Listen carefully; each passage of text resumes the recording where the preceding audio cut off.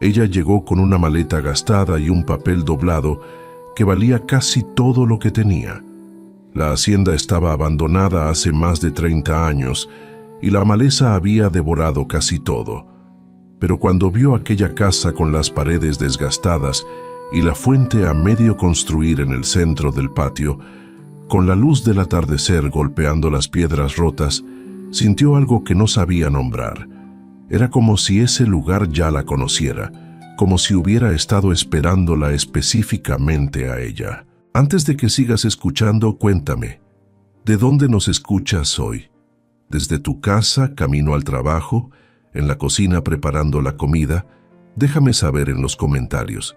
Si crees que a veces encontramos lo que necesitamos sin saber que estábamos buscando, que ciertas pérdidas existen solo para colocarnos en el lugar correcto, que ciertas personas nos están esperando sin saberlo, dale like a este video ahora mismo.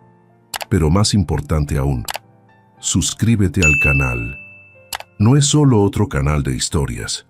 Aquí contamos relatos de mujeres que encontraron su propio camino, de personas que transformaron el dolor en propósito, de vidas que cambiaron porque alguien se atrevió a creer que merecían más. Cada historia que compartimos es una lección de vida disfrazada de narrativa.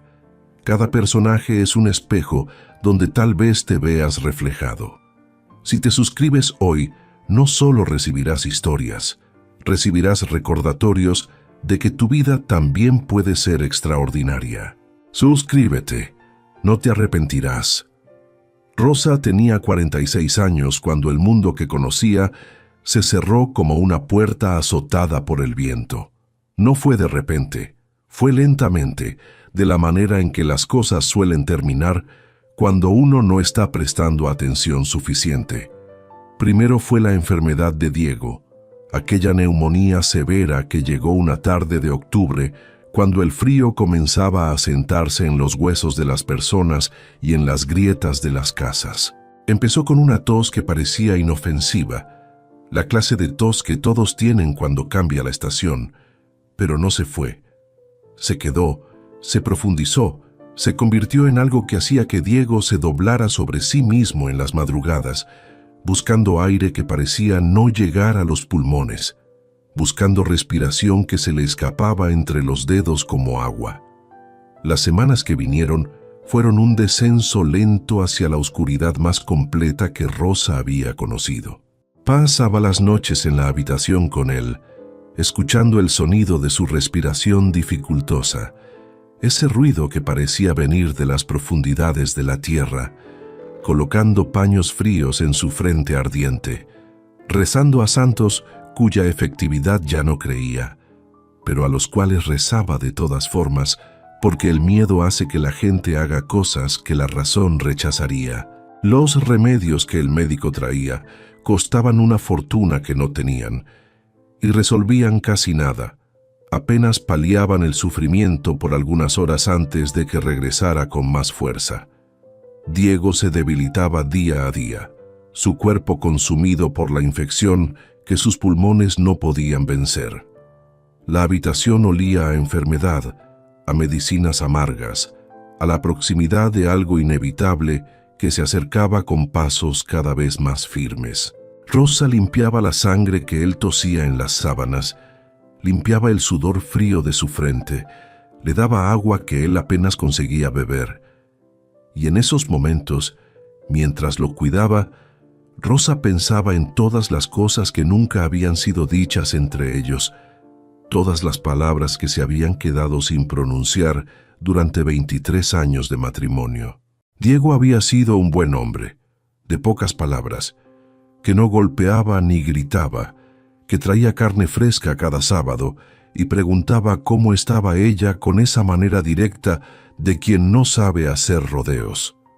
No había sido un hombre de palabras de amor, no había sido un hombre que expresara sentimientos con facilidad, y ahora cuando los días se acababan, Rosa se preguntaba si él había sentido algo por ella más allá del respeto, si en algún momento había amado, si en algún momento había deseado que las cosas fueran diferentes entre ellos.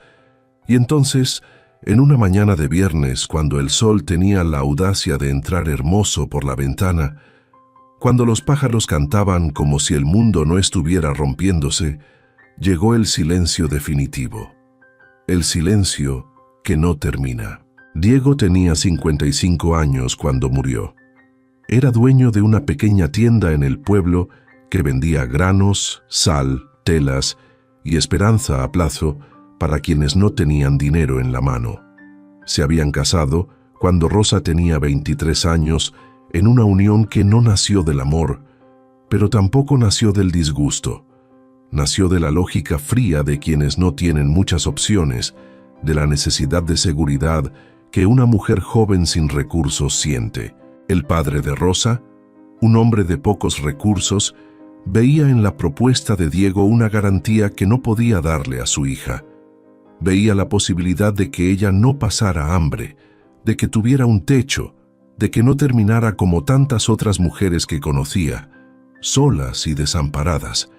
Y Rosa, que creció aprendiendo a aceptar lo que venía, que aprendió desde niña que la vida no era cuestión de deseos, sino de aceptación, aceptó.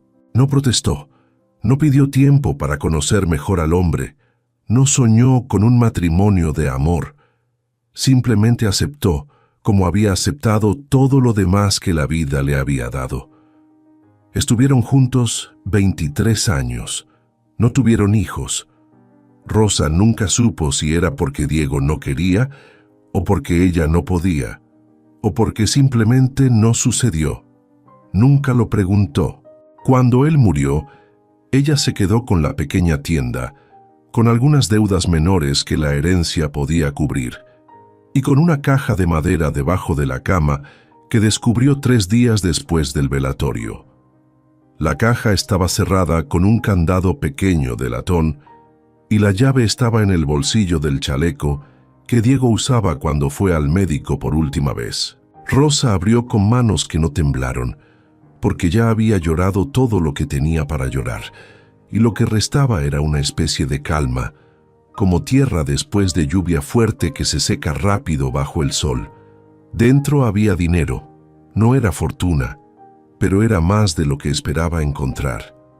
Había también una nota escrita con la letra redonda e inclinada del marido, diciendo solo que era para ella, que era suyo, que hiciera lo que quisiera. Rosa leyó esa frase 3 veces lentamente, como si las palabras necesitaran tiempo para tener sentido en su mente. Era la primera vez en su vida que alguien le decía eso con seriedad, con la intención de que ella realmente lo hiciera. Había crecido haciendo lo que su padre quería, después lo que Diego necesitaba, después lo que el sacerdote recomendaba y las vecinas esperaban. Hacer lo que quería era un concepto tan extraño, tan ajeno a su experiencia, que se quedó sentada en la orilla de la cama por un largo tiempo, solo sosteniendo el papel, intentando entender el peso de aquello, la magnitud de lo que Diego le estaba permitiendo. Cuando finalmente se levantó, fue con una decisión formada que ella misma no sabía de dónde había venido, como si algo más profundo que su mente consciente hubiera tomado la decisión por ella. La cuñada Matilde fue la primera en aparecer después del inventario de bienes, con esa sonrisa de quien viene a ayudar, pero en realidad viene a vigilar, a asegurar que nada se escape de las manos de la familia. Dijo que Rosa no necesitaba preocuparse, que la familia cuidaría de todo, que la tienda necesitaba de un hombre para funcionar correctamente, que ella podía vivir con ellos mientras no apareciera un pretendiente adecuado. Usó la palabra pretendiente como si fuera solución natural, como si una viuda de 46 años fuera problema que se resuelve con matrimonio nuevo, de la misma forma que se resuelve una gotera con un balde. Rosa escuchó todo con educación, agradeció con las palabras correctas en el tono correcto, sonrió cuando era apropiado sonreír, y 2 días después fue al notario. No fue al notario del pueblo donde vivían, donde todos la conocían como la esposa de Diego, donde los ojos de la gente la seguirían con curiosidad y compasión. Fue al de un pueblo vecino, más lejos, donde nadie la conocía por el nombre del marido muerto, donde podía ser simplemente una mujer con un propósito. Había oído hablar de una propiedad en remate por deuda, una hacienda que había pertenecido a una mujer llamada Francisca Mendoza, fallecida sin herederos conocidos, abandonada hace casi 30 años en el interior, en un lugar tan remoto que parecía estar fuera del mundo. La hacienda estaba siendo vendida por el Estado porque nadie la reclamaba, porque nadie sabía que existía, porque el tiempo y el abandono la habían convertido en fantasma. El notario era un hombre gordo y somnoliento, que fumaba puro incluso dentro de la oficina, sin importarle quién estuviera presente o qué pensaran de ello. Cuando ella dijo que quería comprar la hacienda, él la miró por encima de los lentes con una expresión de sorpresa apenas contenida, como si estuviera viendo algo curioso, algo que no encajaba en su experiencia de lo que las mujeres viudas hacían normalmente. Preguntó si ella sabía el estado del lugar, si entendía que era tierra abandonada, que precisaría de trabajo considerable. Ella dijo que lo sabía, aunque no lo sabía, aunque no tenía idea de qué estaba comprando. Preguntó si tenía a alguien junto, marido, padre, hermano, alguien que autorizara la transacción, alguien que la acompañara en esa decisión. Ella dijo que no tenía a nadie, que estaba sola, que el dinero era suyo y que podía hacer con él lo que quisiera. El notario hizo un ruido con la boca que podía ser duda o admiración, una especie de sonido que expresaba su perplejidad ante la situación. Abrió la carpeta de documentos amarillentos y fue explicando los términos con esa voz de quien repite las mismas frases hace años, con la monotonía de quien ha perdido la capacidad de sorprenderse con nada. El valor era casi exacto a lo que había en la caja de Diego, como si las cuentas hubieran sido hechas por alguien con sentido de ironía cruel y preciso, como si el destino estuviera jugando con números que coincidían demasiado bien para ser accidente. Rosa firmó los papeles con letra firme, sin vacilar, sin pedir tiempo para pensarlo. Entregó el dinero en billetes contados sobre la mesa sin hesitación, como quien sabe exactamente qué está haciendo y por qué lo está haciendo.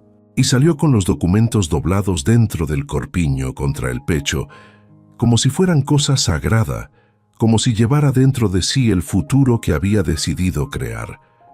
No había visto la hacienda, no tenía la menor idea de qué iba a encontrar cuando llegara. Solo sabía que era suya ahora, que estaba registrada a su nombre, que estaba lo suficientemente lejos para comenzar de cero, para dejar atrás todo lo que había sido y convertirse en algo nuevo. El viaje duró 3 días en carro de bueyes con un arriero viejo que no preguntó nada y silbó la misma melodía durante todo el camino. Una melodía que parecía no tener principio ni fin, que simplemente continuaba como el camino mismo. Durmió en posadas de camino, comió lo que había disponible, cargó la maleta de cuero en el regazo en las partes más sacudidas del trayecto, protegiéndola como si fuera lo más valioso que poseía. El vestido azul que usaba acumuló polvo rojo en las orillas, el polvo del camino, que parecía querer marcarla, querer dejar constancia de su paso. El pañuelo beige quedó impregnado del olor de campo abierto y humo de fogata, aromas que se metían en la tela y se quedaban ahí, recordándole constantemente dónde estaba, qué estaba haciendo. Ella no se importó por la suciedad, por la apariencia, por lo que la gente pudiera pensar al verla llegar a su destino cubierta de polvo. Cada legua que pasaba era una legua entre ella y la vida que dejaba atrás, entre ella y la mirada de la cuñada Matilde, entre ella y el pueblo donde todos sabían el nombre del marido que había enterrado. Había momentos, especialmente en la segunda noche, acostada en el piso duro de un rancho de borde de camino, con el cielo lleno de estrellas afuera, en que se preguntaba si había enloquecido comprando tierra sin ver, en lugar que no conocía, sola, sin plan claro, más allá de llegar y comenzar. La razón decía que era locura, que era la decisión de una mujer que había perdido la cabeza en el duelo. Pero había algo más profundo que la razón, algo que no sabía nombrar, que insistía en decir que era el único camino posible, que era lo que precisaba hacer. Rosa había aprendido a escuchar esa voz a lo largo de los años, incluso cuando no entendía lo que decía, incluso cuando la asustaba. Fue al final de la tarde del tercer día que el arriero señaló una bifurcación en el camino y dijo que era por allí, que la hacienda quedaba al fondo de ese sendero de tierra, que él no iba a entrar porque tenía entregas que hacer antes del anochecer en otro pueblo. Rosa descendió del carro con cuidado, tomó la maleta, agradeció con la cabeza porque las palabras se habían vuelto escasas en esos 3 días de poca conversación, de silencio que se había convertido en compañía. Se quedó parada, observando el polvo que el carro de bueyes levantaba al alejarse, sintiendo el silencio absoluto de ese lugar, donde no había sonido de gente, apenas el viento en las copas de los árboles y el canto de un pájaro cuyo nombre no conocía, un sonido que parecía venir de otro mundo. Después se giró hacia el camino de tierra que seguía entre cercas viejas caídas y vegetación que había crecido sin control durante años, sin nadie que la podara o la limitara. Caminó por casi 1 hora, con la maleta pesando cada vez más en el brazo. Cada paso una lucha contra el cansancio y la duda, atravesando un trecho de bosque donde las ramas se cerraban por encima del camino, formando un túnel verde y húmedo que parecía transportarla a otro tiempo, a otro mundo. La luz del atardecer venía en ángulo bajo y dorado, pintando todo de un color que parecía irreal, como si el mundo hubiera dejado de respirar por un instante, como si el tiempo se hubiera detenido para permitirle llegar a donde precisaba llegar. Rosa iba lentamente, no por cansancio, sino porque había algo en el camino que lo pedía, que pedía atención, como si cada paso necesitara ser consciente, como si el lugar la estuviera llamando lentamente hacia sí. Entonces, el camino giró en una curva suave. La vegetación se abrió de repente y ella vio. La hacienda estaba en una clarera grande, rodeada por cerros cubiertos de bosque cerrado que parecía protegerla, que parecía guardarla del resto del mundo.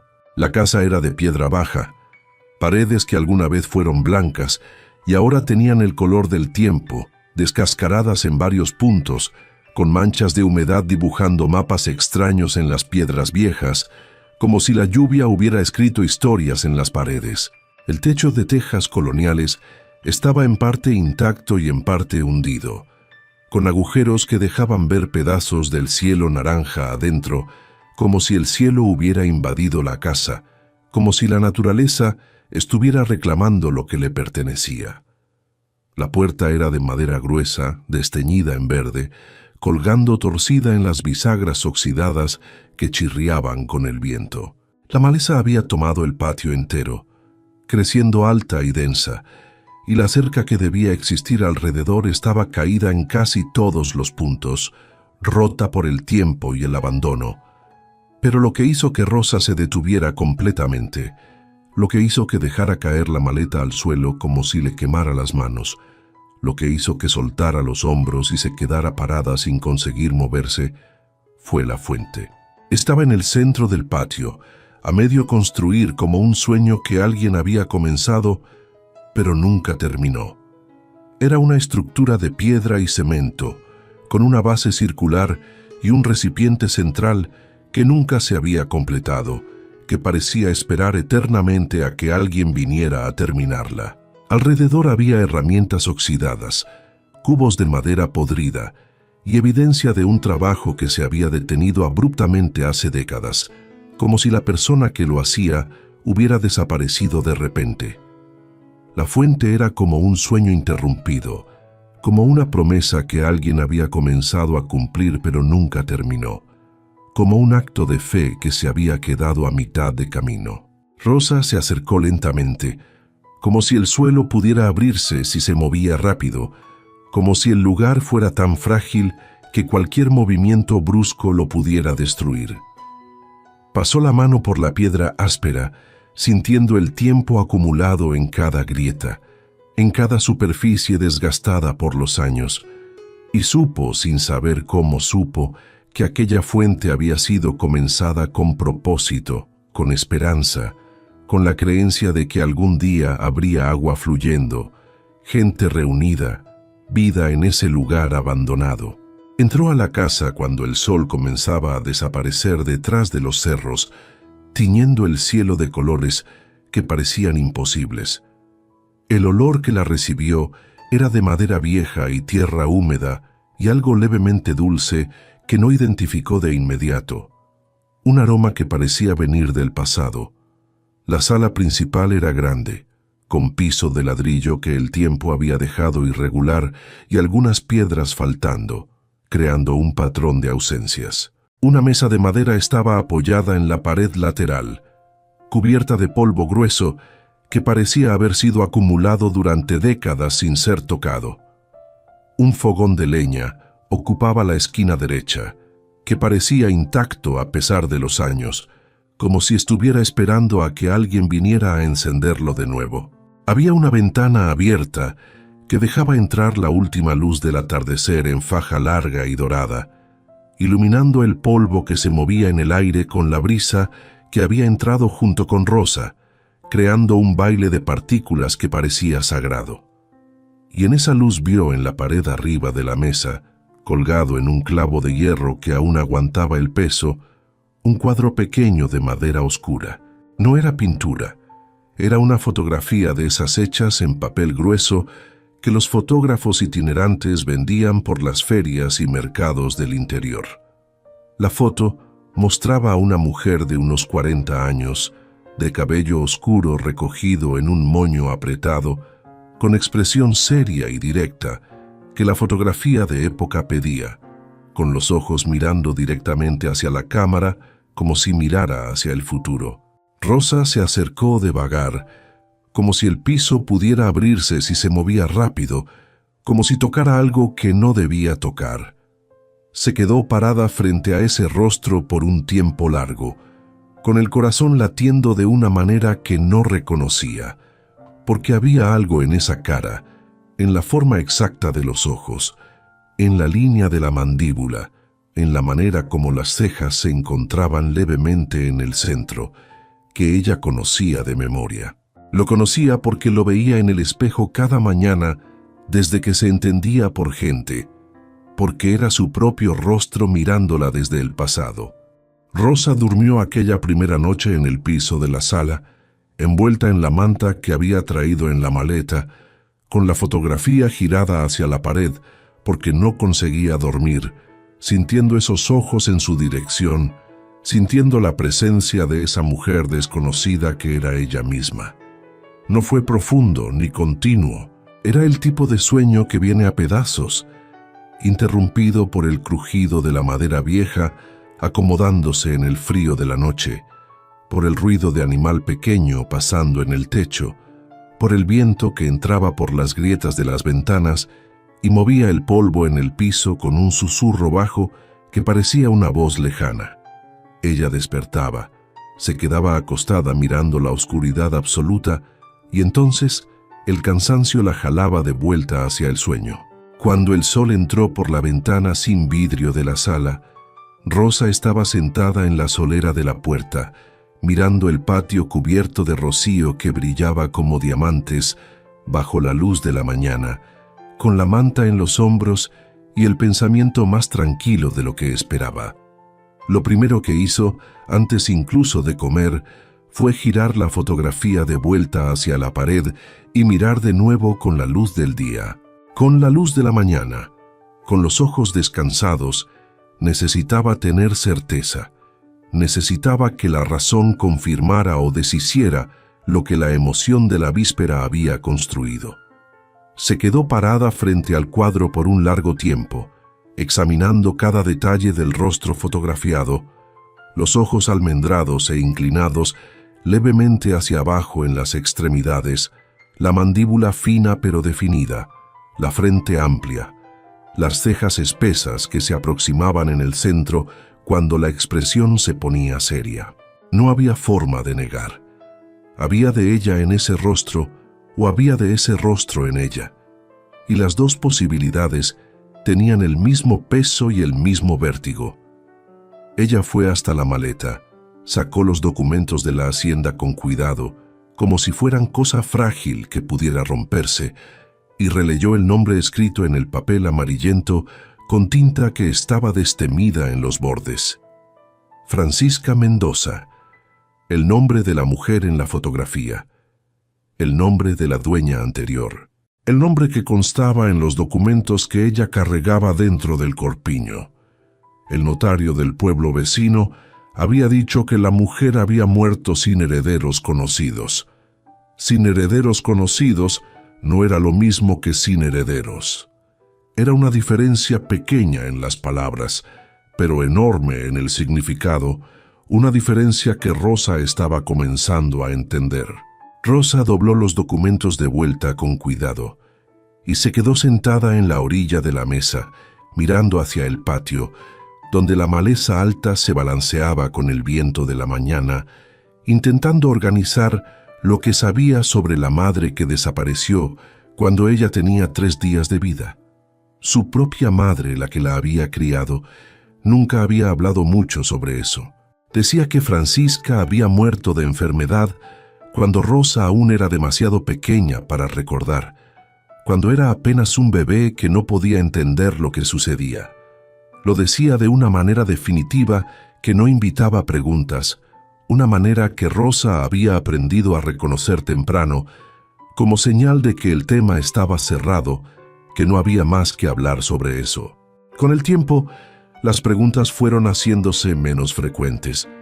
Después pararon completamente, y Francisca se convirtió en una ausencia sin forma, un espacio en blanco que ella había aprendido a ignorar, como se ignora dolor viejo que no se va, pero tampoco empeora.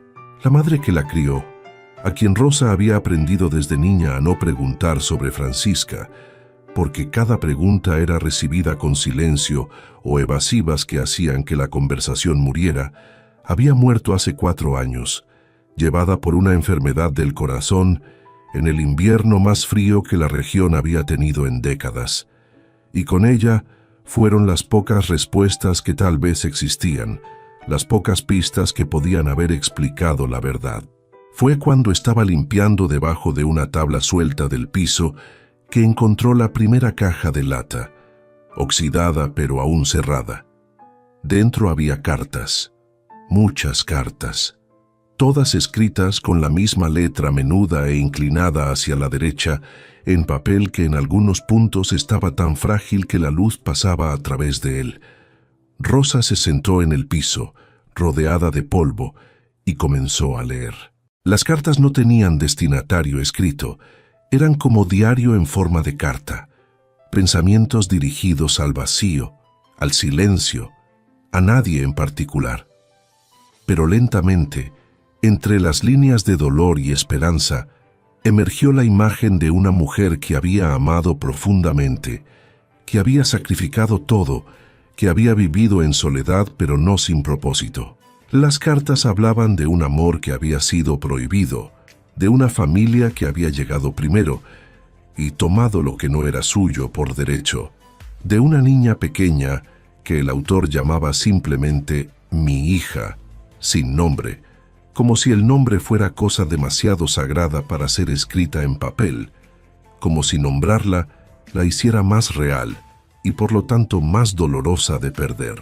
Francisca había llegado joven a esa hacienda, con menos de 30 años, huyendo de una situación que las cartas describían en pedazos, nunca de forma completa, como si ella misma no conseguía ver el todo de una vez, como si el dolor fuera demasiado grande para ser mirado directamente. Había amado a un hombre, había quedado embarazada, había tenido una hija, y después había perdido todo en secuencia rápida además para entender, en una cascada de eventos que parecían diseñados para destruir. La familia de Francisca, gente de recursos y posición en la ciudad, no había aceptado al padre de la criatura. Era hombre de origen humilde, trabajador, sin fortuna, sin apellido que importara en los círculos donde la familia de Francisca se movía. Había presión, había amenazas, había finalmente obligación. Francisca había sido presentada con una elección que no era realmente elección, su familia o su hija. En un acto de sacrificio que las cartas describían con dolor contenido, con la precisión de quien ha vivido ese dolor cada día durante años, Francisca había entregado a la bebé a una pareja que no podía tener hijos, una pareja respetable que podía darle lo que ella no podía dar en su situación de mujer sola y deshonrada, de mujer que había cometido el pecado de amar a quien no debía.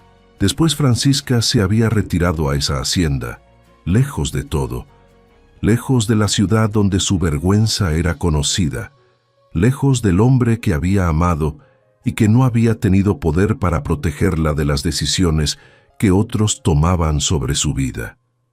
Y durante décadas había vivido sola, escribiendo cartas que nunca enviaría, plantando una fuente que nunca vería terminada, esperando noticias de una hija que no sabía que existía. Fue en la tarde del quinto día de trabajo que Rosa oyó pasos en el camino antes de ver quién venía. Estaba en el patio, trabajando en limpiar el área alrededor de la fuente, removiendo escombros y piedras sueltas, intentando imaginar cómo se vería cuando estuviera terminada. Cuando el ruido de ramas quebrándose en la trilla la hizo levantarse lentamente, el corazón se aceleró por instinto, porque una mujer sola en lugar aislado aprende rápido a prestar atención a sonidos que no reconoce, a estar alerta ante lo desconocido. Se quedó de pie, limpió las manos en el delantal que se había puesto para trabajar y esperó con esa atención total del cuerpo que viene cuando no se sabe si lo que viene es peligro o no, si es amenaza o bendición. Lo que apareció en la apertura del camino fue una mula cargada con alforjas de cuero y detrás de ella un hombre de unos 32 años, alto, de hombros anchos, con sombrero de alas medianas y ropa de trabajo que había visto días mejores, pero estaba limpia, cuidada. Él se detuvo cuando la vio, con la naturalidad de quien encuentra lo inesperado y no deja que eso aparezca en el rostro, como si encontrar a una mujer sola en una hacienda abandonada fuera cosa completamente normal. Se quitó el sombrero en un gesto breve que era saludo y no ceremonia, y dijo: «Buen día», con voz grave y pausada, la voz de quien habla poco y cuando habla elige las palabras antes de soltarlas, como si cada palabra tuviera peso y significado. Dijo que se llamaba Javier. Dijo que era maestro de obras, que pasaba por ese sendero regularmente, porque era el camino más corto entre dos propiedades donde había trabajado, que no sabía que la hacienda tenía dueño nuevo. Hablaba con un acento diferente. No era del interior. Había en él una mezcla que Rosa no supo identificar de inmediato, pero que después entendería como siendo hijo de inmigrante italiano criado en México, con los dos mundos mezclados en la boca, de forma que ninguno de los dos salía completamente intacto. Había en él algo que no era exactamente belleza, pero que era presencia, ese tipo de persona que llena el espacio donde está, sin hacer esfuerzo para eso, como si el aire mismo se reorganizara alrededor de su cuerpo. Rosa respondió con cautela, de la forma que había aprendido a responder a extraños, dando la información mínima necesaria, sin abrir puertas que no había decidido abrir. Dijo que había comprado la propiedad, que estaba arreglando, que estaba bien. Javier miró alrededor con esa atención profesional, de quien pasa la vida evaluando estructuras, analizando lo que ve, buscando problemas y soluciones. Y lo que vio en su rostro no fue el desprecio que ella esperaba. No fue esa expresión de duda que las personas hacían cuando veían a una mujer sola, intentando hacer cosa que el mundo había decidido ser trabajo de hombre. Fue algo más parecido a interés genuino, mezclado con una pregunta que él no hizo en voz alta. Preguntó si había trabajo de albañilería precisando ser hecho. Dijo que podía mirar el techo, que de lejos había visto algunas tejas que precisaban atención, que el cemento de la fuente estaba comenzando a ceder en algunos puntos. Dijo que cobraba precio justo y que tenía por costumbre entregar lo que prometía, que su padre le había enseñado que la palabra de un hombre era lo único que realmente poseía en este mundo. Había algo en la manera como dijo eso, directo, sin ser agresivo, que Rosa encontró diferente de lo que estaba acostumbrada. No era el tono de quien ofrece favor a quien necesita, era el tono de quien ofrece trabajo para quien tiene trabajo a dar, como si fuera una transacción entre iguales. Ella dijo que iba a pensar, que en el momento estaba cuidando de lo que podía sola, que si precisaba iba a mandar avisar, aunque no sabía cómo lo haría, porque no había forma de comunicarse con el mundo exterior desde ese lugar. Javier asintió con la cabeza, se puso el sombrero de vuelta y tocó la mula para continuar el camino. Pero antes de desaparecer en la trilla, se giró para atrás y dijo algo que quedó en la cabeza de Rosa por el resto del día, algo que parecía venir de un conocimiento que él no debería tener.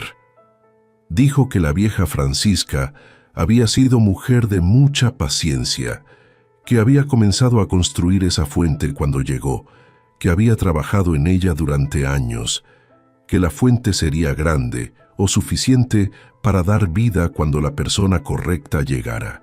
Y después se fue sin explicar qué quiso decir con eso, sin aclarar cómo sabía eso sobre Francisca, dejando a Rosa parada en el medio del patio, mirando la fuente a medio construir en el centro del terreno, sintiendo esa sensación de nuevo, la misma de la primera tarde, como si el lugar supiera cosas que ella aún estaba aprendiendo, como si tuviera memoria propia. Volvió al trabajo, pero la voz pausada de Javier quedó en el aire alrededor de ella, como humo que demora en dispersarse, como presencia que no se iba completamente. Rosa pasó semanas leyendo las cartas, intentando armar la historia completa de la mujer que había vivido en esa hacienda, de la mujer cuyo rostro miraba desde la fotografía en la pared. Lentamente, entre las líneas de dolor y esperanza, emergió la verdad completa de Francisca. Ella había escrito sobre sus planes para la hacienda, sobre cómo quería que fuera un lugar de refugio, un lugar donde mujeres que habían sido abandonadas o traicionadas pudieran encontrar paz, pudieran reconstruirse, pudieran aprender que merecían más que lo que el mundo les había dado. La fuente era el símbolo central de ese sueño. Agua en el desierto, vida donde había solo abandono, un lugar donde las personas pudieran reunirse, beber, compartir, encontrar comunidad. Francisca había comenzado a construirla, pero nunca la había terminado. Y ahora Rosa entendía que no era porque le faltara dinero o recursos, era porque Francisca había estado esperando a alguien que completara lo que ella había comenzado, esperando a su hija. Una noche, después de leer todas las cartas, después de haber llorado sobre el papel frágil que guardaba los pensamientos de una mujer que había sido su madre, Rosa fue hasta la fotografía en la pared.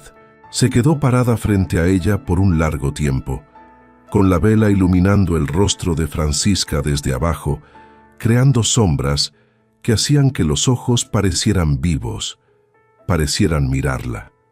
Y Rosa habló, no en voz alta, apenas susurrando, como si tuviera miedo de que alguien la escuchara, como si las palabras fueran tan frágiles que el sonido fuerte las pudiera romper. Dijo que había llegado, que había demorado, pero había llegado.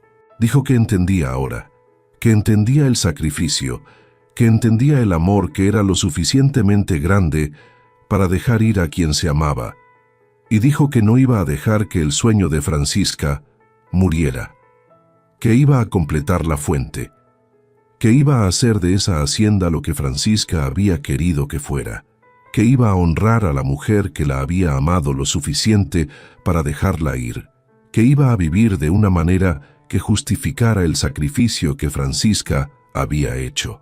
Javier volvió 5 días después, sin avisar, sin enviar mensaje, como si supiera que lo estaba esperando, como si el lugar mismo lo hubiera llamado.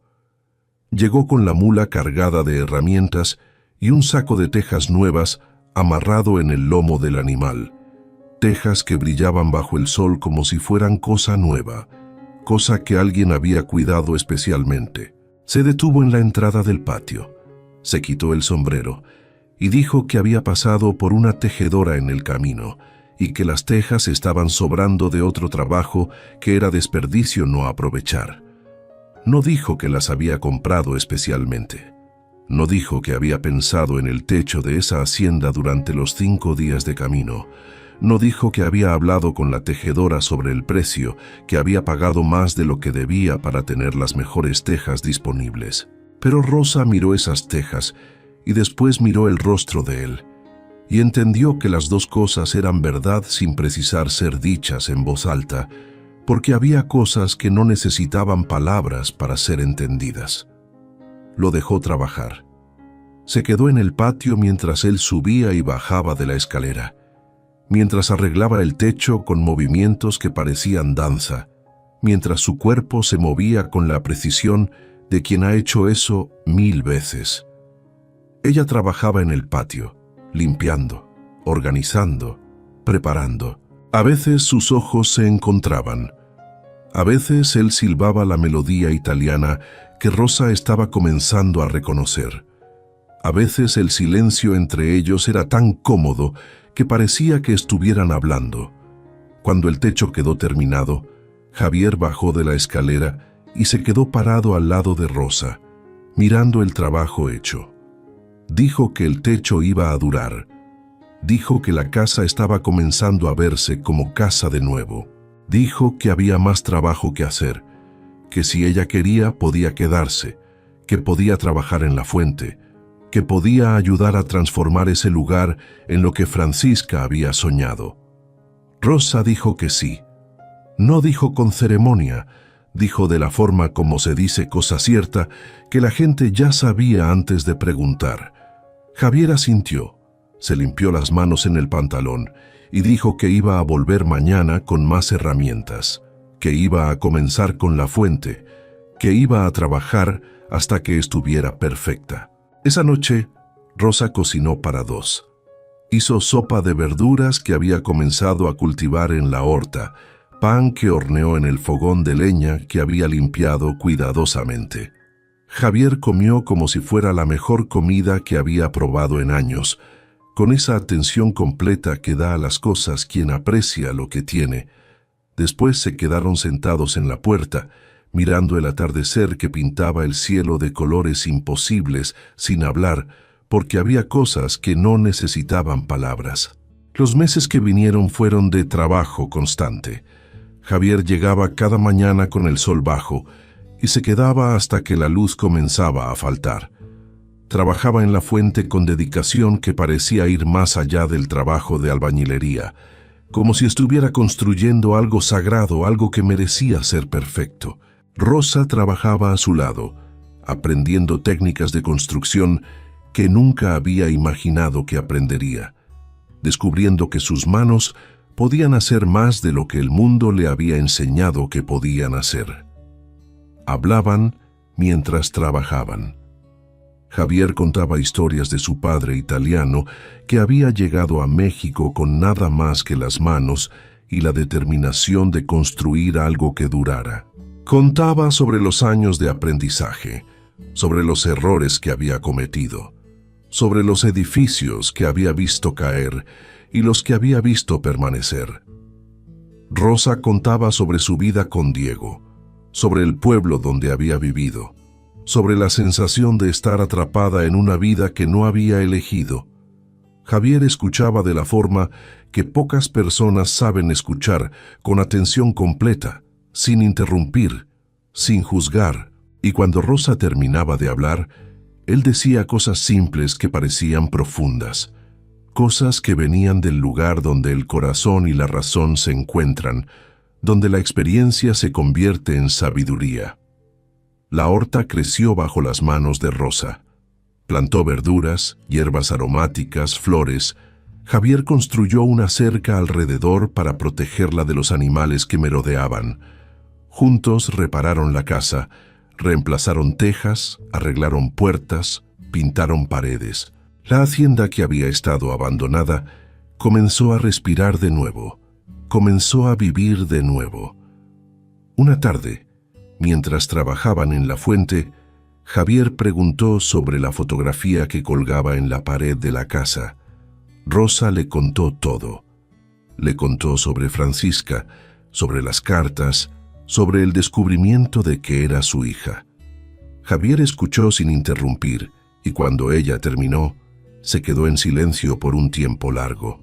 Después dijo que su padre le había contado una vez sobre una mujer que había vivido en esa hacienda hace muchos años, una mujer que trabajaba sola en una fuente, que parecía estar construyendo algo para alguien que nunca llegaba. Dijo que su padre había pasado por ahí una vez, hace años, y que había visto a esa mujer, y que algo en ella le había quedado en la memoria, algo que no podía explicar. Dijo que cuando él pasó por la hacienda la primera vez y vio a Rosa, supo de inmediato que era ella, que era la hija que Francisca había estado esperando, que era la persona para quien la fuente había sido comenzada. No supo cómo lo supo, apenas supo, y por eso había vuelto. Por eso había traído las tejas, por eso había decidido quedarse. Después de 3 meses de trabajo en la hacienda, Rosa decidió ir a la ciudad. Precisaba ir al cartorio, precisaba buscar registros, precisaba entender completamente la verdad sobre su nacimiento, sobre Francisca, sobre todo lo que había sucedido. Javier la acompañó. Viajaron juntos durante 2 días, en caballo, con poco equipaje, con la determinación de quien va a buscar respuestas que ha estado esperando durante toda la vida. En la ciudad, Rosa fue directamente al cartorio. El notario que había vendido la hacienda no estaba. Había muerto años atrás, pero su hijo, que ahora manejaba la oficina, recordaba la historia. Recordaba que su padre había guardado documentos especiales sobre esa hacienda, documentos que había dejado instrucciones de entregar si alguna vez la hija de Francisca llegaba a reclamarlos. El notario joven abrió una caja fuerte vieja y sacó un sobre grueso, amarillento, con el nombre de Rosa, escrito en letra de su padre. El notario, muerto. Dentro había documentos, escrituras y una carta. Una carta que Francisca había escrito años antes de morir. Una carta que había dejado guardada en el cartorio por 30 años, esperando el nombre de su hija. Rosa leyó esa carta en la oficina del notario, con Javier sentado al lado, con las manos temblando, con las lágrimas corriendo sin que ella pudiera controlarlas. La carta decía que Francisca había amado profundamente, que había sacrificado todo por dar a su hija una vida mejor, que había construido una hacienda y una fuente como símbolo de ese amor, como promesa de que algún día, si el destino lo permitía, su hija volvería a casa. La carta decía que la hacienda era suya por derecho de sangre, que todo lo que Francisca había construido era para ella, que la fuente estaba esperando ser completada, que la hacienda estaba esperando ser un lugar de refugio, un lugar donde mujeres que habían sido abandonadas pudieran encontrar paz, pudieran reconstruirse, pudieran aprender que merecían más. Y la carta decía en las últimas líneas, escritas con letra que temblaba ligeramente, como si la mano de Francisca hubiera estado temblando cuando escribía: Si llegaste aquí, es porque fuiste lo suficientemente valiente para reclamar lo que es tuyo. Espero que hayas encontrado paz. Espero que hayas encontrado amor. Espero que hayas encontrado el camino de vuelta a casa. Rosa dobló la carta con mucho cuidado. Colocó de vuelta en el sobre junto con la escritura y se quedó parada por un tiempo que no supo medir, mirando para la calle de la ciudad sin ver la calle, viendo apenas el futuro que se abría frente a ella, viendo las posibilidades que la carta de Francisca había abierto. Las lágrimas vinieron sin aviso y sin pedir licencia, del tipo que no tiene drama, que escurren quietas como agua que encuentra el camino que siempre estuvo ahí, que corre sin ruido pero con propósito. Javier se aproximó de vagar, se paró al lado de ella y no dijo nada. No dijo que iba a estar bien, no dijo que entendía, no dijo ninguna de esas frases que las personas dicen cuando no saben qué decir, pero precisaban decir algo. Se quedó apenas al lado con esa presencia entera y quieta, que era la cosa más característica de él, que era lo que lo hacía diferente de otros hombres que Rosa había conocido. Rosa sintió que aquello era más que la mayoría de las palabras conseguiría ser, que a veces la presencia es más importante que la palabra, que a veces estar al lado de alguien es la forma más profunda de decir que importa. Se quedaron en la ciudad esa noche, en posadas separadas, como había sido en el camino de ida, como las reglas exigían, como la sociedad demandaba. Pero en la mañana siguiente, cuando se encontraron para el café antes del viaje de vuelta, había algo diferente en el aire entre los dos, algo que había cambiado durante la noche, algo que no podía ser ignorado. No era novedad. No había aparecido en esa madrugada del nada.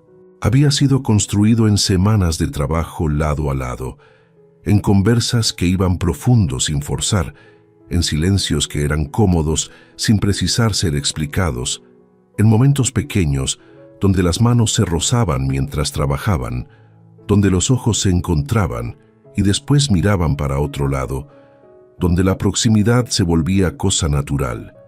Era algo que tenía raíz, y raíz no aparece del día para la noche. Raíz es lo que queda cuando todo lo que es superficial ya fue llevado por la enchurrada. Es lo que permanece cuando todo lo demás se va. Es lo que crece en silencio durante meses, durante años, hasta que finalmente es imposible no verla. Fue Javier quien habló primero.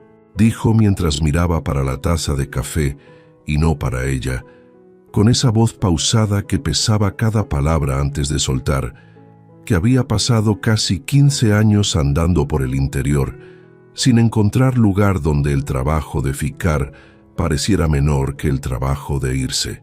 Dijo que había llegado a la hacienda de Rosa la primera vez pensando que era pasaje como cualquier otra, que era apenas parada en el camino hacia otro lugar y que había salido de ahí la primera vez con la sensación extraña de que había dejado algo para atrás, sensación que no reconocía porque no era objeto esquecido y no era deuda no paga.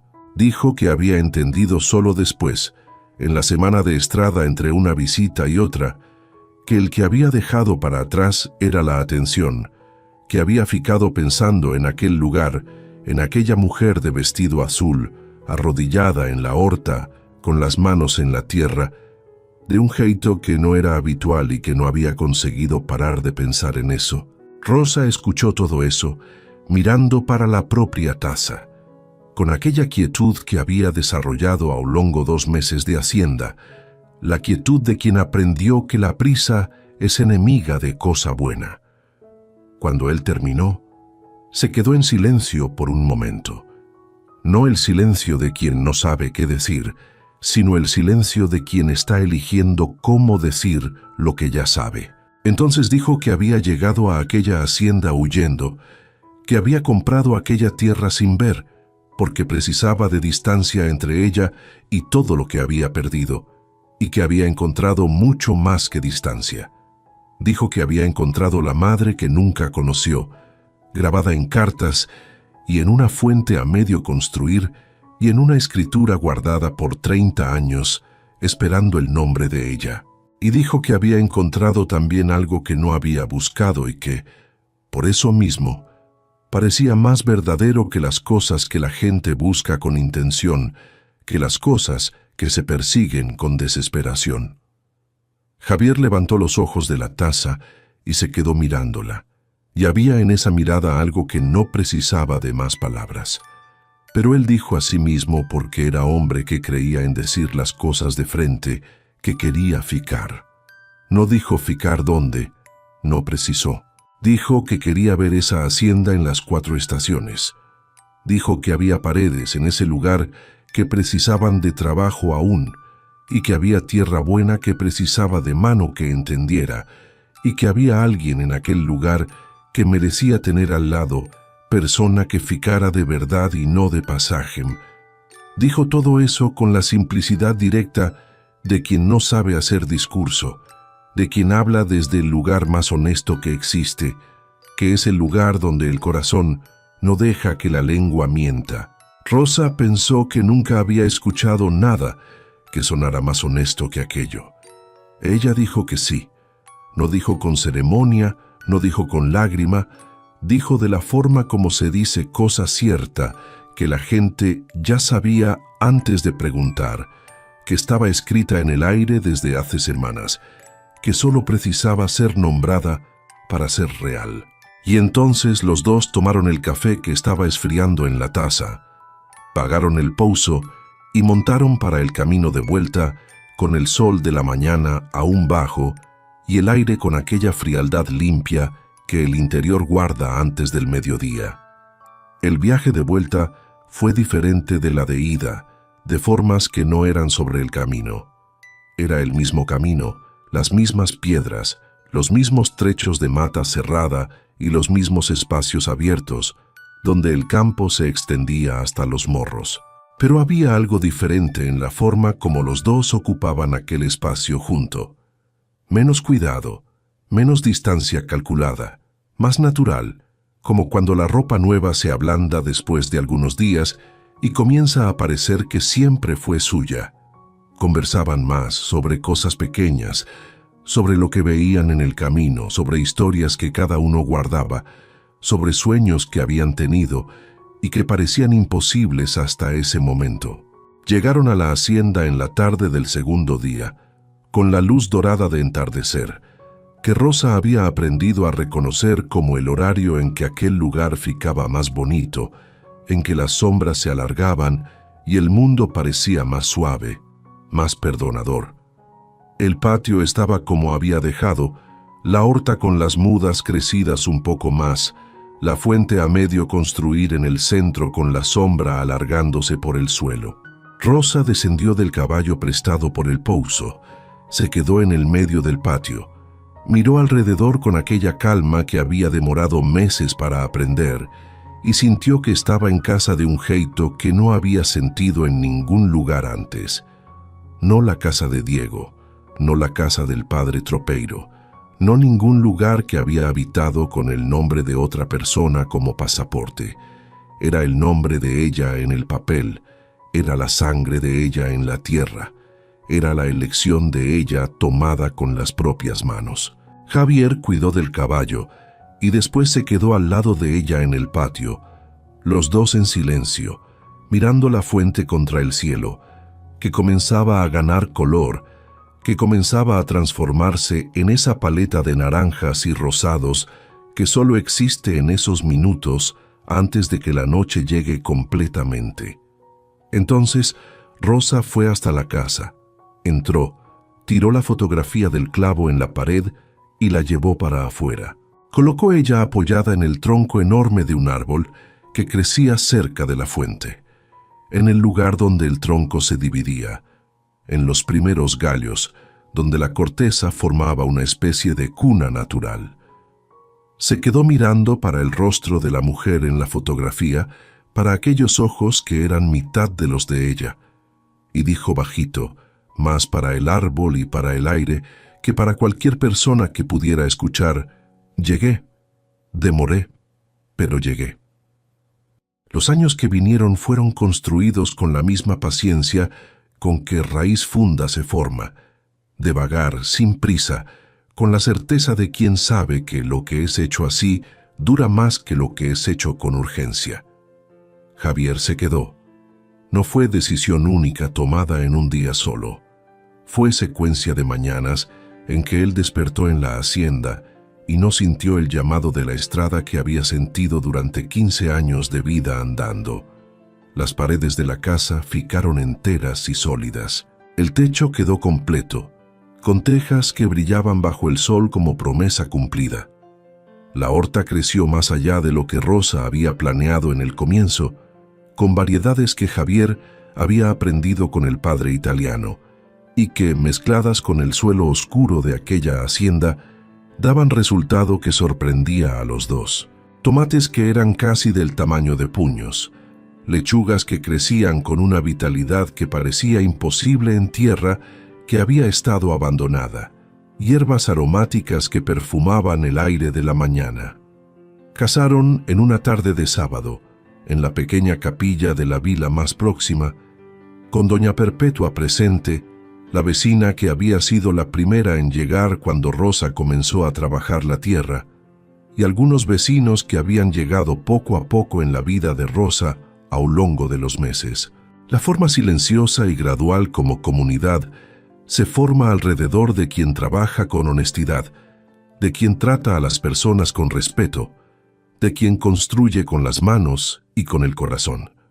No fue casamiento de fiesta grande, fue casamiento de gente que ya había decidido antes de formalizar, que la ceremonia era apenas el mundo externo siendo informado de lo que los dos ya sabían. Doña Perpetua lloró con aquel lloro alegre de gente vieja que vio cosa suficiente para saber cuando lo que está viendo es real, cuando lo que está presenciando es verdad que no necesita de enfeite. La escritura de la hacienda, la que Francisca había dejado guardada en el cartorio por 30 años, fue registrada en el nombre de Rosa, con todas las formalidades que la ley de entonces permitía. La tierra era de ella por sangre y por compra y por trabajo, 3 veces garantida. Y había algo en esa sobreposición que parecía propositada, como si el destino hubiera usado 3 caminos diferentes para llegar al mismo lugar, por precaución, para no dejar duda. La fuente fue completada en el primer año de casamiento. Javier trabajó en ella con dedicación que parecía ir más allá del trabajo de albañilería, como si estuviera construyendo algo sagrado, algo que merecía ser perfecto. Rosa trabajaba a su lado, aprendiendo técnicas de construcción que nunca había imaginado que aprendería, descubriendo que sus manos podían hacer más de lo que el mundo le había enseñado que podían hacer.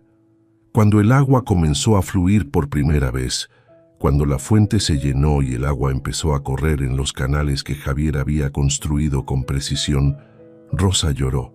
No fue lloro de tristeza, fue lloro de aquello que es demasiado grande para caber dentro del cuerpo, que precisaba salir, que precisaba ser liberado.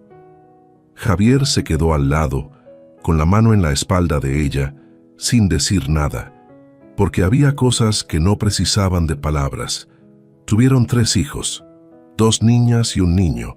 Los 3 nacieron en esa hacienda, bajo el techo que Javier había reparado, en la cama que Rosa había preparado con cuidado, con las manos de doña Perpetua guiando a Rosa en el proceso de traer vida al mundo.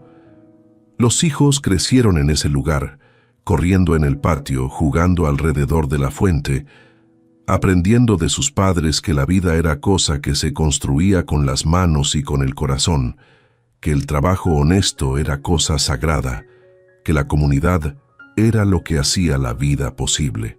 Rosa comenzó a recibir mujeres, primero una que llegó a pie, huyendo de un marido que la golpeaba, después otra que había sido abandonada cuando quedó viuda, después otra y otra y otra.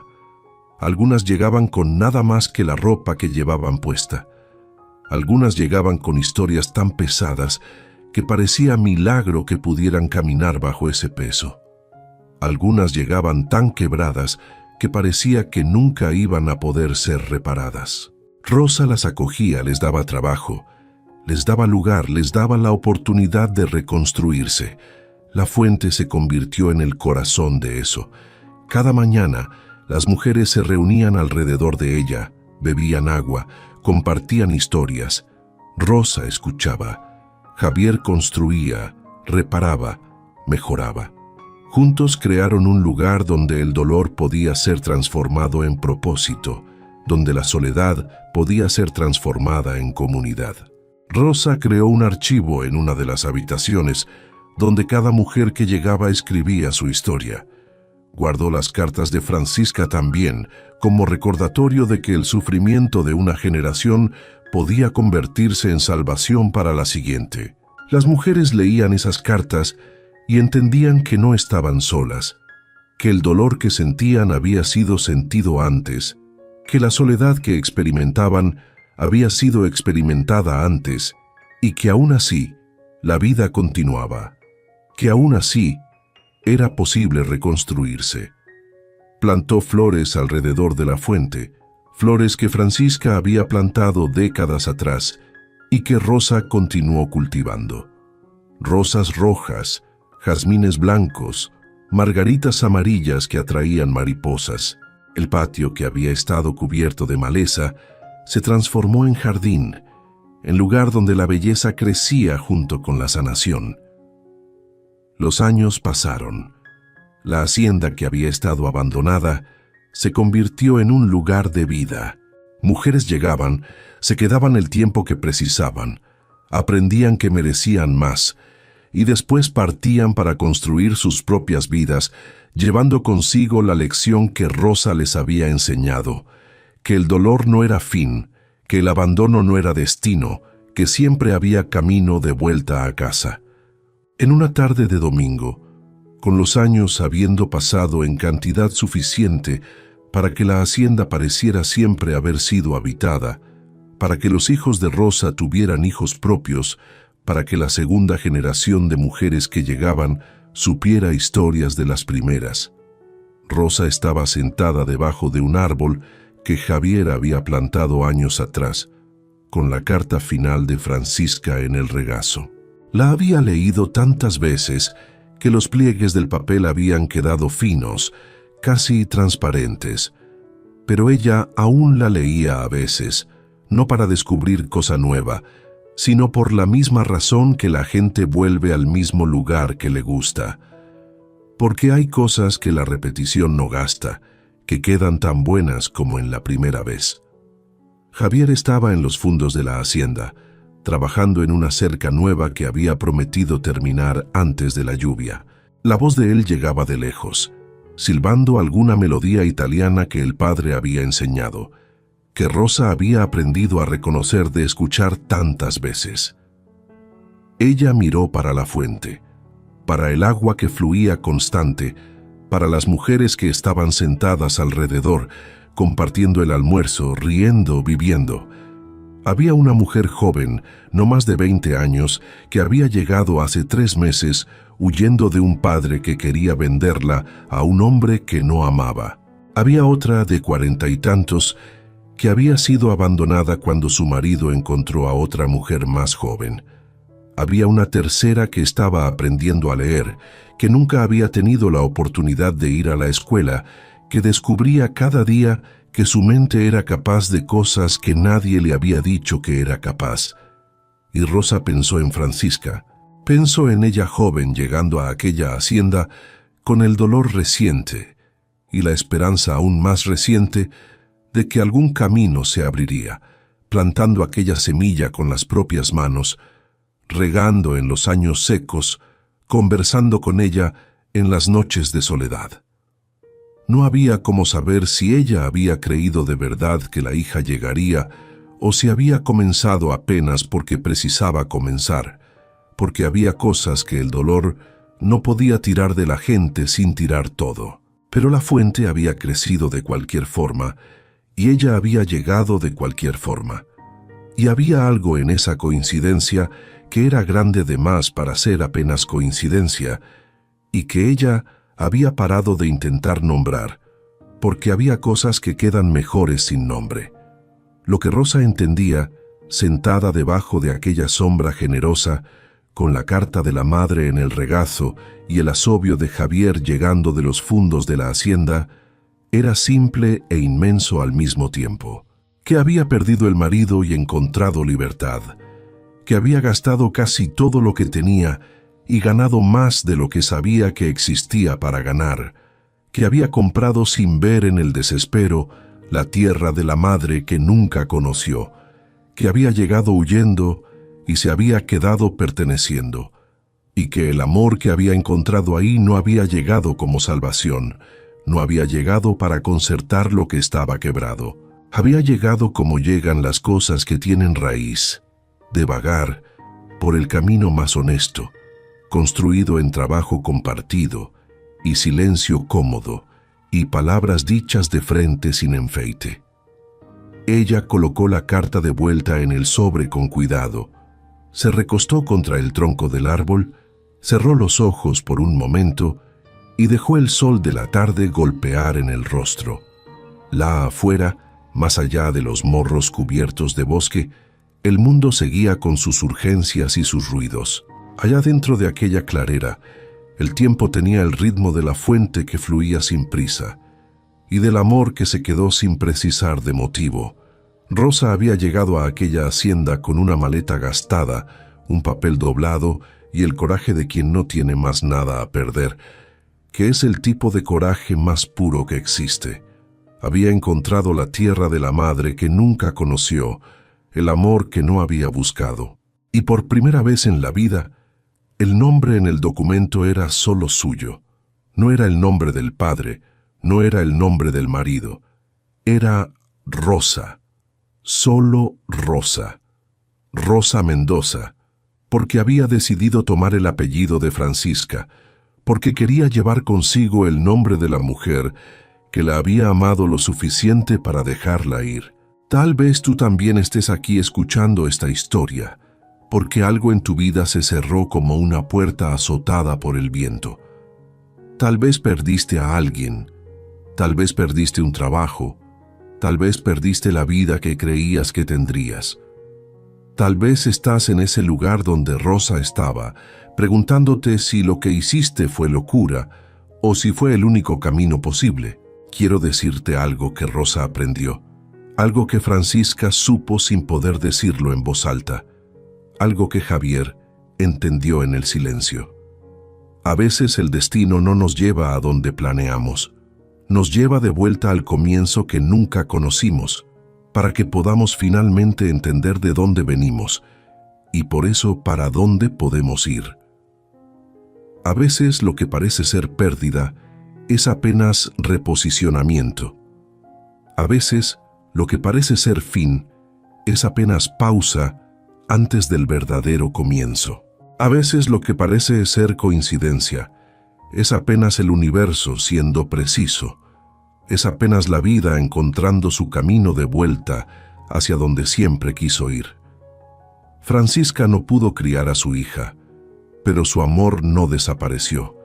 Se convirtió en fuente, se convirtió en refugio, se convirtió en esperanza para mujeres que vinieron después. Y Rosa, que comenzó huyendo, terminó siendo el puente entre el sufrimiento de su madre y la sanación de otras. Eso es legado. Eso es lo que significa dejar marca en el mundo. No es lo que dejas cuando te vas, es lo que construyes mientras estás aquí. Tal vez tú también tienes una fuente a medio construir en tu vida. Tal vez hay algo que comenzaste y no terminaste. Algo que dejaste atrás, algo que duele porque no se completó. No es demasiado tarde. Nunca es demasiado tarde. Lo que importa es que tengas el coraje de Rosa, que tengas la paciencia de Francisca, que tengas la presencia de Javier. Porque la vida no se trata de tener todas las respuestas. Se trata de tener el coraje de hacer las preguntas. Se trata de llegar a un lugar que no conoces y quedarte. Se trata de transformar el dolor en propósito. Se trata de entender que mereces más que lo que el mundo te ha dado. y de tener el coraje de reclamarlo. Si esta historia tocó tu corazón, si viste algo de ti en Rosa, en Francisca, en Javier, si entendiste que tu vida también puede ser extraordinaria, entonces te pido una cosa. Comparte esta historia. Cuéntale a alguien que también está huyendo, que también está perdido, que también está preguntándose si merece más. Porque a veces todo lo que una persona necesita es escuchar que sí, que merece, que es posible. Y suscríbete al canal. Porque aquí, en este espacio, contamos historias de gente que encontró su camino. Historias de pérdida, descubrimiento y amor que llega cuando la gente para de correr. Historias que te recordarán que tú también tienes una fuente a construir, una hacienda a reclamar, una vida a vivir. Porque el legado no es lo que dejas cuando te vas. El legado es lo que construyes mientras estás aquí. Es la marca que dejas en las personas que tocas. Es la esperanza que plantas para que otros cosechen. Es el amor que das sin esperar retorno, porque sabes que el retorno no viene de donde lo esperas, sino de lugares que nunca imaginaste. Rosa aprendió eso. Francisca lo supo.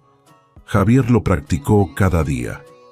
Y ahora, si escuchas bien, si prestas atención, puedes aprender también, porque mereces todo lo que Rosa encontró, mereces todo lo que Francisca soñó, mereces la presencia constante de alguien que te ame sin enfeite, sin pretensión, apenas con honestidad, mereces una fuente donde puedas beber, mereces un lugar donde pertenecer, mereces una vida que sea tuya, completamente tuya, donde el nombre en el documento sea solo el tuyo.